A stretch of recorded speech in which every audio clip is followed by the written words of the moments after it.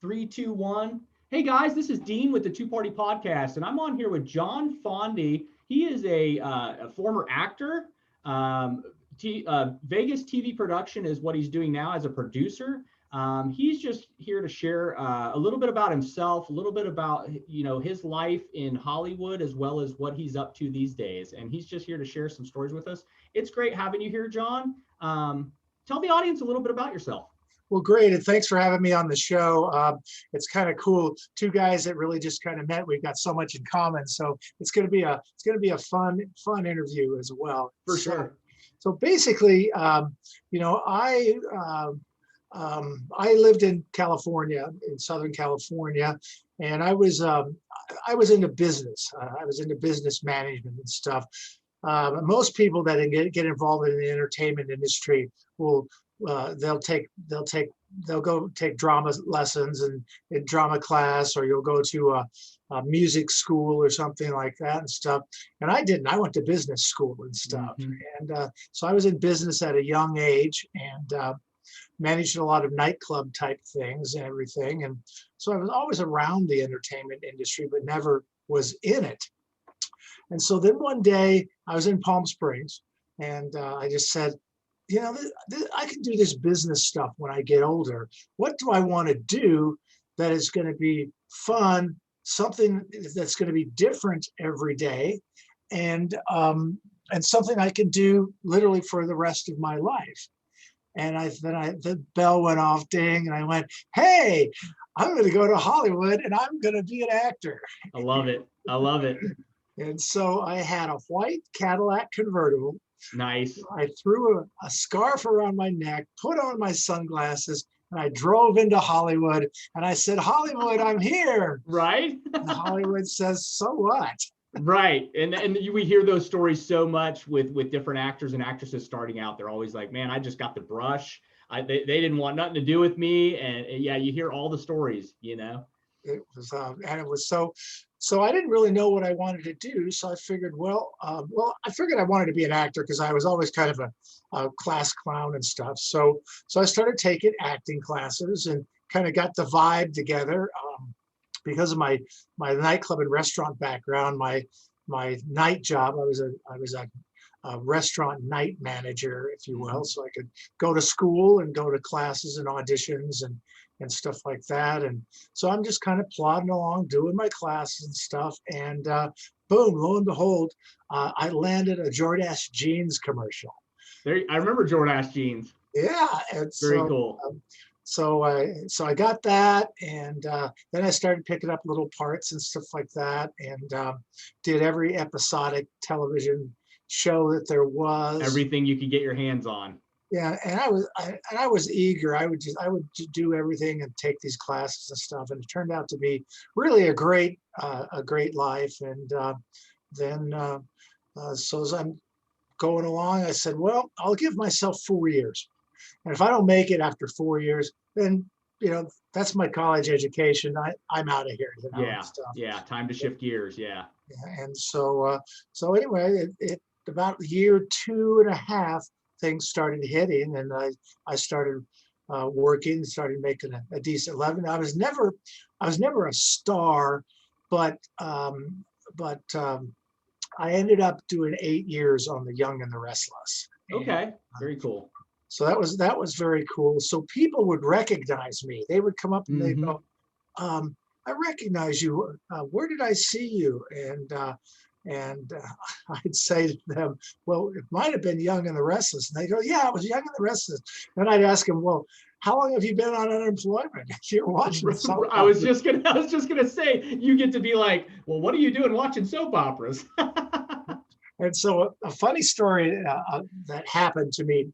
The first soap opera I got was Days of Our Lives. And so I got my script and went onto the set of Days of Our Lives and basically got my lines ready to go. And in soap operas, you'll basically do rehearsals, blocking rehearsals and stuff with cue cards and stuff, and then you'll end up shooting the real show, and then they'll take it and edit. So my time came. I'm on the set with like these mega superstars of Days of Our Lives, and I walk up and deliver the award-winning performance of my life. Nice. To the wrong actor. It was that point I decided I better start watching soap operas. Right. I better figure out who I'm dealing with here. And so that's great. So anyway, but it's not all limelight and glory. And I hear that a lot, that a lot of, the behind the scenes and some of the just being on the set, or even just people's lives off the set, just trying to maintain being an actor and actress. I hear, it can be difficult. A lot of people come there with nothing. A lot of them, they put all their hopes and dreams in one bucket to go there. And sometimes, we hear the stories of like comedians and actors that got their start living in a car, living on the streets, and until they hit it big. So I know it's not easy. It's never always easy in Hollywood. Yeah, so a lot of times people say, well, why did you become an actor? I say, because I wanted to get a good job as a waiter. And I was taking these classes, and I decided to take this class called Directors for Actors and Actors for Directors, where the directors had to come to the class and be actors, and the actors had to go to the class and be directors. And the whole idea was so that each of the two parties could understand what each other's job was. So you could do better understanding what the other person was doing. And so I took this class, and the teacher afterwards, one session came up to me and said, "You're really serious about this business, aren't you?" And I said, "Yeah, I love it. It's just awesome." And he says, "Well, he says, my name is Rudy Vehar." And I said, "Yeah, I know, you're my teacher." He goes, "No, I'm the director of Young and the Restless." And I went, "What?" And he goes, "Yeah." He says, "I'll tell you what, be in my office tomorrow at 6:00 in the morning, and I want to run something by you." So of course I couldn't sleep that night. Oh yeah, like all nervous and like the big break. So I went in, and he said, "How would you like to be an intern here on Young and the Restless?" And I said, "Yeah, that would be awesome," and stuff. He goes, "Well, come here." And he introduced me to the executive producer. And as it turned out, the people that produced Young and the Restless, their last name was Bell, and they're from Chicago. Okay. And so I told them what my name was, and they went, "Are you any relation to the famous baseball player Jon Fondy that played for the Chicago Cubs? Do you know him?" I go, "Yeah, I know him pretty well. He's my dad." And so when you talk about breaks, that's probably one of my first breaks. That's an amazing story. I mean, I've heard similar stories like that, but never like the introduction being like that. But I've heard several people be like, I met somebody and they knew my family or knew somebody that I've grown up with, and they got a break that way. And it's just amazing. We don't realize how small and interconnected our world is. It's kind of funny. It's so I delivered scripts to all the talent, for 6 months. So I would go work at 6:00 in the morning. I'd get off about 3:00 in the afternoon. I'd go home and take a nap, and then I would go perform in nightclubs. And I did this for 6 months. And right close to the 6-month break, the casting director came up, dropped a script on my desk, and he goes, "You're in."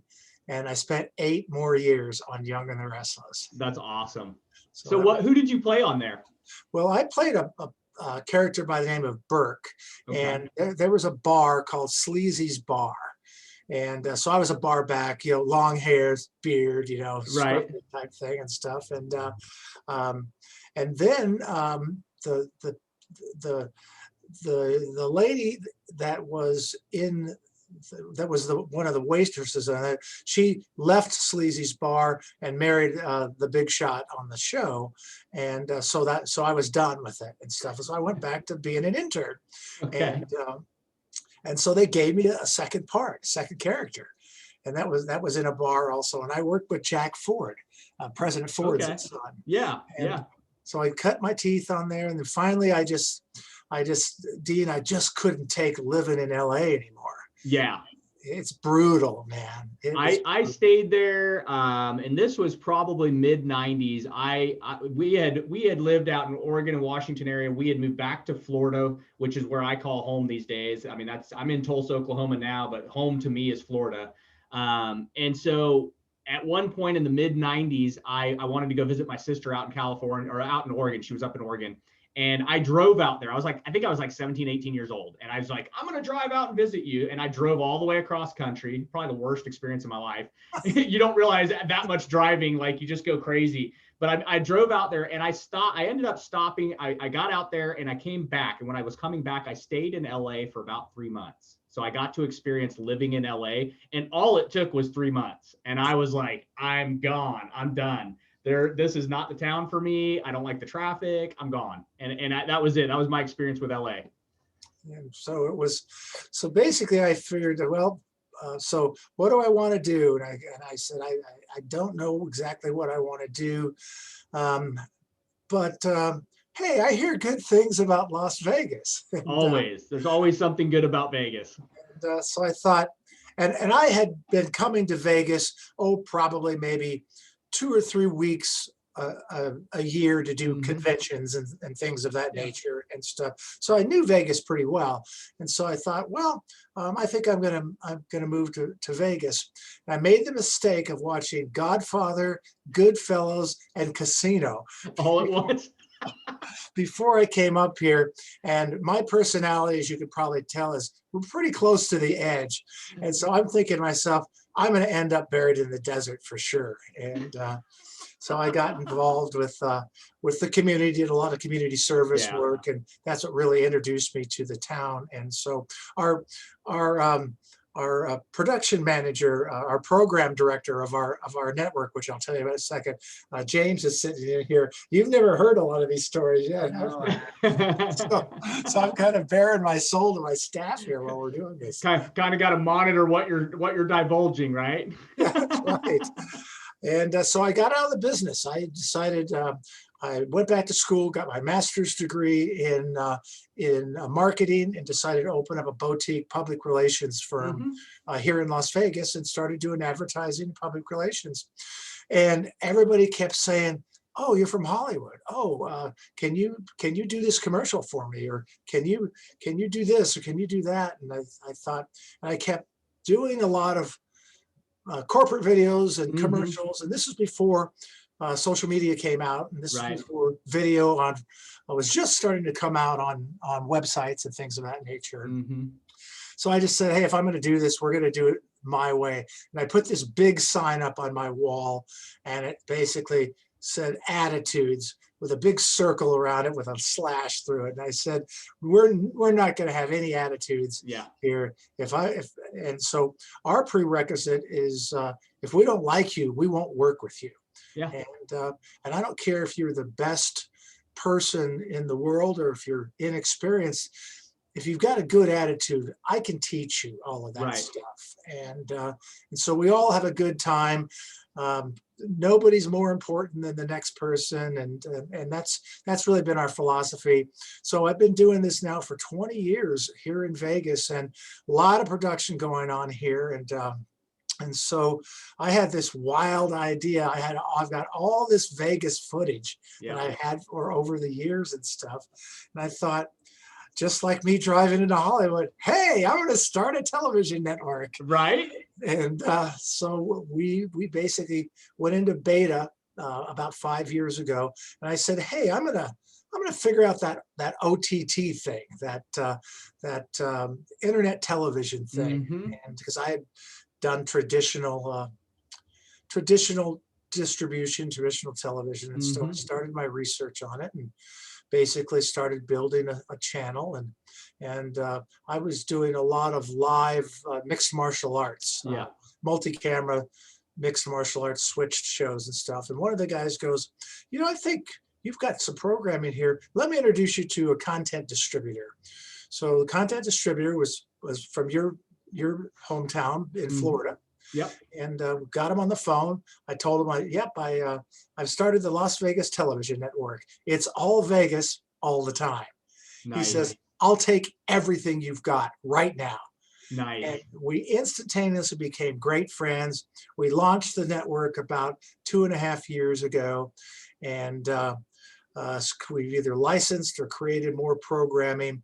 That's what James does, is he programs all the 3 platforms we have. We're on bingetv.com. That's Okay. our video on demand platform. We're on Tiki Live in Florida, Sarasota, Florida as well. Okay. Yep, very familiar with Sarasota. Tampa's was my main home. I lived down in Miami for a little bit, in Tampa, and a little bit in Orlando too. So I've kind of been all over the state there, but Tampa was always home to me. And so we started building up our social media, which of course Jessica, Yeah, as a she good is a friend. guru. She is a guru in marketing and social media. And again, she's fun to work with too. Mm-hmm. Well, and so she and her staff, I hired them to handle my marketing, and that's what they do. And so our social media is just blowing up now. Yeah. And so I get a call out of the blue, somebody that found me in social media, and they said, "Hey, we're starting a series of new networks, and we'd like to feature your network on our network." And I go, "Well, well, who are you?" Right. He goes, "Well, we're going to broadcast to about 90 million households in 47 different countries." You got my attention. Yeah. Let's set up that meeting. And, so they were great people to work with, and we launched that platform in the last month of this first quarter, and it's a phenomenal relationship that they bring to the table. So we are now broadcasting to potentially over 300 million households. That's amazing. So that's huge. That's massive. And just hearing your story and you're getting your start moving out there, here I am in Vegas, and then now look, you've 300 million people. That's just a huge audience. Yeah, and and again, our philosophy is we don't have any employees in our organization. All of the people that work with us are all owners of this company, mm-hmm. And that's kind of the platform that we went on, because we're a new network, so we're not paying a lot of money, and so but we found a good group of people to surround ourselves with, and we're expanding. We just got an offer now to expand to Twitch. Okay, yeah, I'm familiar with that. Yeah, and they're huge now. They just got bought by Google and stuff, and that's kind of what's been happening to us, and so I'm single. I live in Las Vegas, and I'm living the life, man. I was going to say, life is good. Life is good. We were talking a little bit before the show. We kind of had a quick discussion, and I definitely want to hear the story behind it. I want to hear the highlight about BB King and Buddy Guy, and you doing some consulting and working on some of their last videos or whatnot together. Go ahead and share some of that. I'm really I'm dying. I'm really interested. Well, it's a Cinderella story. So I was contacted by a firm out of LA, and there was a gentleman, an independent producer, that basically wrote this song called "Stay Around a Little Longer." I mean, you can look; it's on YouTube now. Okay.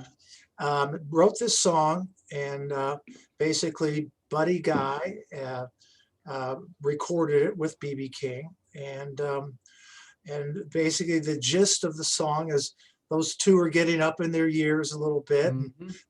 They've had great careers, and they just want to stay around a little longer. So there's the oldest steakhouse in Las Vegas. It's called the Golden Steer Steakhouse.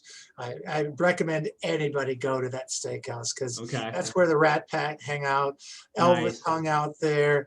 Marilyn Monroe hung out there. Joe DiMaggio hung out there. That's awesome. Icons are there. And so really eclectic, old school steakhouse and stuff. Leather booths and things of that nature. Yeah, very cool. So it was perfect to have this session that we had in there, and so so they recorded the song, and it was a tearjerker of a song. It's a great song. The two of them performing together, and I didn't know this. They performed on stage before, but Buddy Guy and BB King never did a music video together. Yeah, which is amazing because they're both just legends in the blues and legends in music. I mean, it's just amazing that they hadn't done a video together. And so it was it was so privileged, and BB King was such a great guy, and BB King was well, basically Buddy Guy and BB King were just great people, but all the people that they brought to the restaurant with them were just the biggest jerks. That right. They were bossy, and they were going behind the bar and pouring themselves drinks, and just, oh no. And it was like, oh my gosh, I can't wait. So then we start rolling film, or well, we don't film anymore, but and all of a sudden BB's like messing up the words. I'm thinking, how can you mess up the words? It's your song. It's your song. And as it turns out, he couldn't remember the words. So I put the staff out. I said, here's these words. So we wrote out some cue cards for him. Right. And so we wrote out the cue cards, got ready to roll again, and all of a sudden, he can't remember the words. I'm thinking, gosh, they're right in front of you, man. Yeah. So it turns out he couldn't see the words because he wasn't wearing his glasses.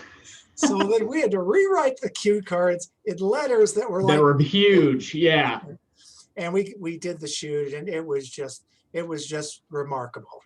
Yeah, there was a few shows now, and I was telling you, one of the things, and I've mentioned this on the show before, so I'm sure the audience has heard this before, but my mom, growing up, my mom would always, no matter where he was playing locally, near, at least within a few hundred miles of us, if BB King was playing a show anywhere, back then it was Oregon, Washington, and California is where we always were.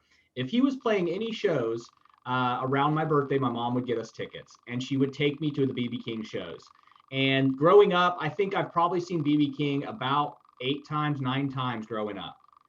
So, at least 9 times. I remember there were several times, and he always would be at the front of the stage. Every time we go, she'd get us really good tickets. So we were at the front of the stage. He was in his seat with Lucille, and he would, at the end of the show, or sometimes during the middle of the show, he'd throw gold chains out.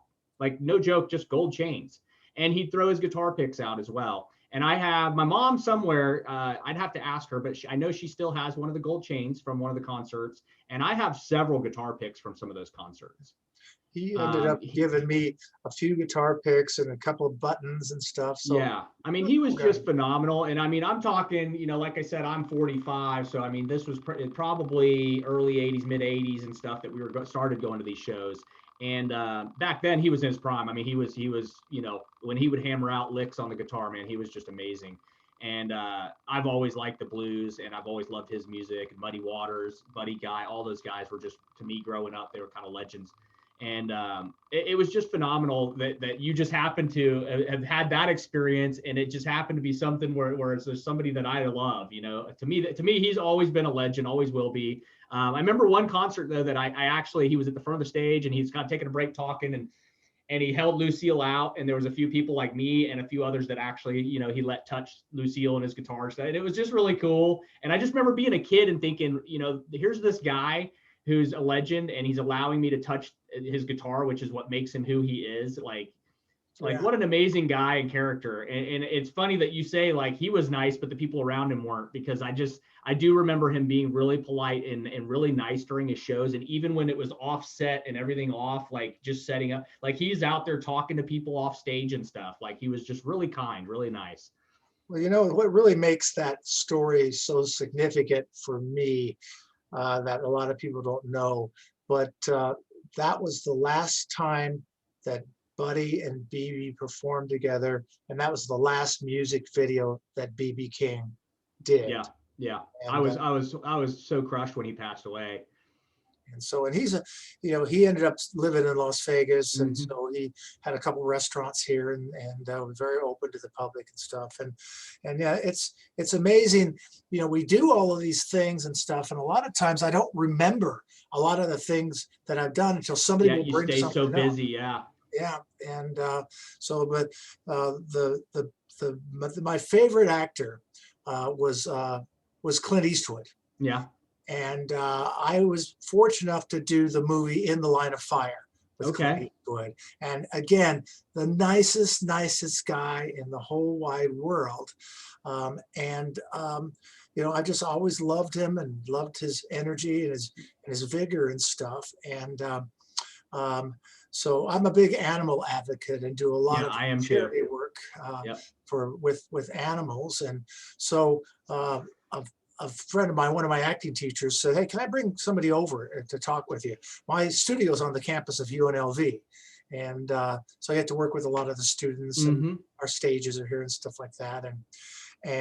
So he brought over this fella. He said he's thinking about moving from Hollywood to Las Vegas, and can you help him out? And so it was Billy McNamara Okay. was his Yeah. name, and just did tons of voted best looking child actor, and just Hmm. was in the business forever and stuff. And so we're talking about getting him involved here at UNLV, and he so then he says, "Well, what do you do when you're not doing this?" I said, "Well, I support animal charities." And he goes, "Oh, my partner, my friend, is actually building an animal rescue in Calabasas, California." And I said, "Oh, really? Who is it?" He says, "It's Allison Eastwood, Clint Eastwood's oldest daughter." Yep. Yep. So we've closed the circle again. That is so cool. That is so cool. I'm a huge animal activist. We grew up when I was very young. We had a farm in Riverview, Florida. And I just remember we lived on that farm. We lived off that farm. I always say we lived on that farm, but we really lived off that farm. So back then it was like 10 acres. We had cattle, we had pigs, we had chickens. And we were the typical back then family. It was me, my brother, sisters. At that time, there was four of us, and then my mom and dad. And if the way it was, we were literally living on the land. So it was, if we wanted steak, like my dad, we'd go out and we'd dress the cows out when it was time to get meat for the season. When we wanted eggs, went and got our eggs. When we wanted chicken, guess what? Some of the chickens we had to go take and deal with. And we literally lived off that property and lived off that land. We always had food, but we had to work for it. We had to learn what it took. My dad was very adamant about not wasting anything, and it was, if you're hungry, we're going to eat, but you're going to work to get it, and this is the ways we're going to get our food.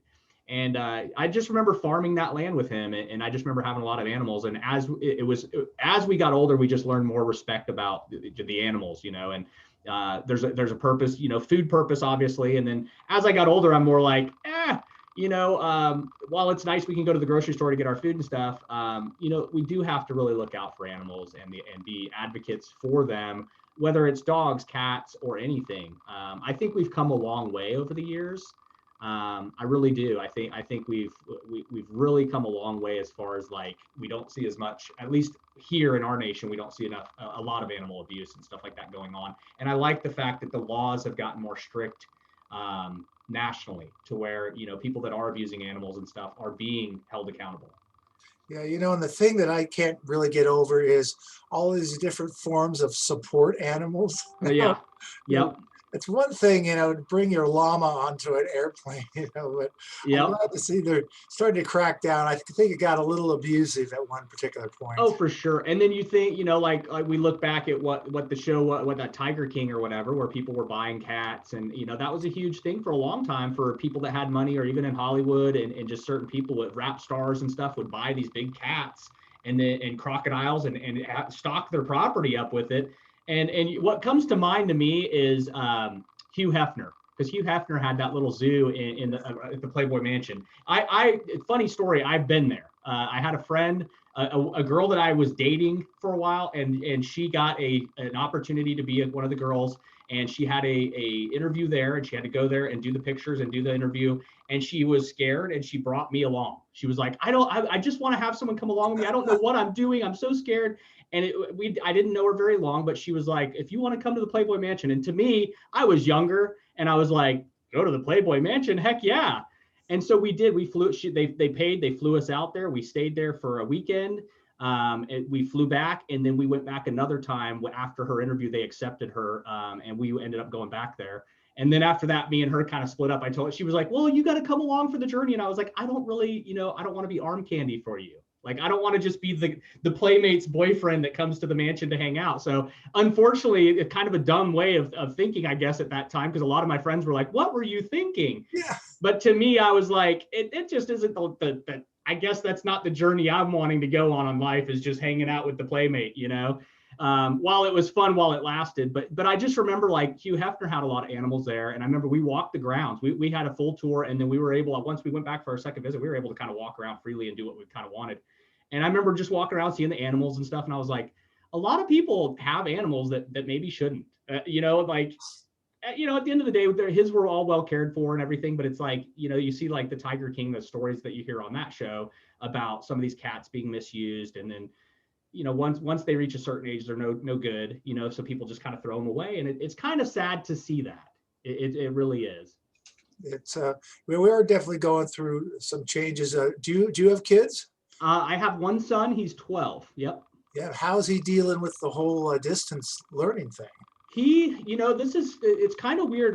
Locally here in Tulsa, our state, Oklahoma's being, I guess, a red state, like it didn't really shut down here. That's true. Yeah. Everything kind of just kept going how it was going. There was they did do at the beginning of everything last January, they did or I guess February, they kind of were like, okay, we're shutting down only essential businesses. So for a while they did, but even then people were like, whatever, I'm going to work. And in this state, everybody just kept working. We decided, previous to the COVID thing even hitting, we decided that we were going to homeschool my son for the first time. Now, my son, you mentioned martial arts and stuff. My son does Brazilian Jiu-Jitsu. He has been training for about a year now. He did wrestling before that. He now competes. He's competed 3 times at AGF, won gold and silvers every time. Just a really talented young kid for taking on martial arts right away. So we decided his schedule was so crazy with the wrestling and the jiu-jitsu that we would homeschool him. We'd try it. And so we started homeschooling him last year, trying it out just to see how it would work. And then the pandemic hit. So we were already kind of doing the homeschool and the virtual school before the pandemic ever came about. And so have you ever been to Las Vegas? I have. I've been there. So funny story. I've been there about 4 times in my life. The last time I went was with an ex, and I was there with her, and we went there literally, it was my fiance. We went there, and it was like we saved money for the trip. We were like, we're going to go there. We're going to have fun. We're going to gamble. We're going to just kind of do what we want to do. So we went there, and while she's getting ready to go, I was like, I'm going to run downstairs. And I ran downstairs, and I gambled away about $4,000 before I made it back upstairs. And she was like, you need to change our flight. We're going home. We're done. We're going home. And I was like, sorry. Thanks for keeping Vegas green. Exactly. And the other 3 times I've been there, like the first time we went there was kind of a tourist thing. We kind of went around and saw every site we could find, all the hotels from the movies. We kind of tracked along to see the heritage and the history. And the second time I think was kind of the same thing. I think I brought some other friends back and was showing them around. And then the third time was another ex of mine, and we literally just went there just to kind of honeymoon it up and have a good time. Yeah, it's amazing. This sign that I've got behind me, when Vegas shut down, I mean, it shut down. There literally was nobody on Las Vegas Boulevard. So I changed this sign behind me to the Las Vegas Strip with nobody on it and stuff. Yep. And so we really took it pretty hard here. I think we have I don't think Las Vegas has ever not seen people. You know what I mean? Like, as far as it must have been weird for you guys living there to not see the Strip just full. And it was not only that, but it was very sad for everybody around the world. And, we broadcast in 50 some odd different countries and stuff. And so it kind of worked out well for us, because now people have a chance to actually go to Las Vegas from their iPad or their smart TV or something like that. And so I think that's part of why our network kind of took off a little bit, because we're giving something to people that they really wanted. And so we were fortunately able to, I don't think take advantage is the right word, but no, but not lose anything from it. Yeah. Well, and at the end of the day, it sounds like what a lot of you do with some of your footage you were talking about with your historical stuff, to be able to share that stuff. It sounded like you were kind of almost set up for the opportunity to be able to present that stuff at the right moment, because I know there's a lot of people. I have friends of mine that go to Vegas faithfully 2 and 3 times a year. I have a friend of mine I'm thinking of right off the top of my head, Brian and his wife, and they fly there 3 times a year. That's what they've done since they've been married for over 2 decades. That's just what they do. And I know for them, it's been really hard the past year because they're like, we just want to do our vacation, our Vegas vacation. That's our getaway. And they haven't been able to go for the past 2 times, I know for sure. And I think he had some work out there. He was trying to make it like work schedule to come out there. And I'm like, I don't even know if you'll get away with that, buddy. And so he was kind of like bummed out. And I think this year they're both looking forward to rescheduling their vacations again. Yeah, well, I mean, Vegas is, like I say, hey, I'll leave the key to the city under the mat and you just get here. We'll take care of the rest. And I kind of feel like I'm an ambassador for Las Vegas here at the same time. Yeah. And, it's good work. I'll keep doing it. And remember, I've still got that sign on the wall that says "No attitudes, baby." There you go. There you go. That's awesome. So what are some things what are some things we can look forward to coming up on some of the productions you're doing? Yeah, we just are now doing a new TV show with blackhole.com. That's the super fans out of Oakland that sit in the end zone and dress up and all crazy things. So we're going to do a show in conjunction with them. Cool. And it'll be information about the Raiders and community involvement and information about the different chapters of the Black Hole and stuff. Nice. Nice. And so we're doing another television show that's sponsored by a beverage company that makes an extremely high-end tequila. Okay. And let's see. Hey, James, can you hand me that bottle over there? Yeah. No, the purple one. It's so they make these kind of custom bottles of there it is. Okay. And stuff. And I just picked up a bottle very nice today that is done by P-Rod, Paul Rodriguez, skateboarder. Yep. Stuff. Yep. And so they designed these bottles for him and stuff. So we're gonna, and it's just, they're jam-packed with celebrity endorsements and stuff. And so we're gonna do just kind of a Vegas-y type show featuring all those celebrities and so we've got that worked up. We got a couple of local shows that we're doing, community involvement type shows. And I leaving anything else, James? No, it's we have to sometimes look at our production schedule to see to keep up. Which means that's my segue to saying I think we better get back to what we're doing here and stuff. So gracefully take us out of this. There you go. Jon, it's been awesome having you on here. I'm sure I could pick your brain for multiple stories. I'm sure you've got plenty of them over the decades that you've been in Hollywood and decades that you've been doing the production that you're doing in business and marketing. I really appreciate having you on. What we typically do is when we have a guest on, the audience gets to meet them. And so you're kind of like, this is your first time being introduced to our audience. And what we'll do in the future is we like to invite you to come back. We like our audience to, now that our audience knows who you are, they're familiar with you in the future. If something comes up, a promotion or some new gig that comes up you want to promote or market, we welcome you back to the show as a second time where the audience already knows you. And then we get to promote you again that way, but also we can get into deeper stories that you can share with us. So we love having you on today. And I would love to have you back in the future at another time. I guess I passed the audition. There you go. You did it again. You did it again. Excellent. And I delivered the lines to the right guy. So that's awesome, man. There you go. There you go. It's been great having you on here, Jon. And I look forward to our next interview. You have a great day. You too as well. Thanks. Yep. Thank you.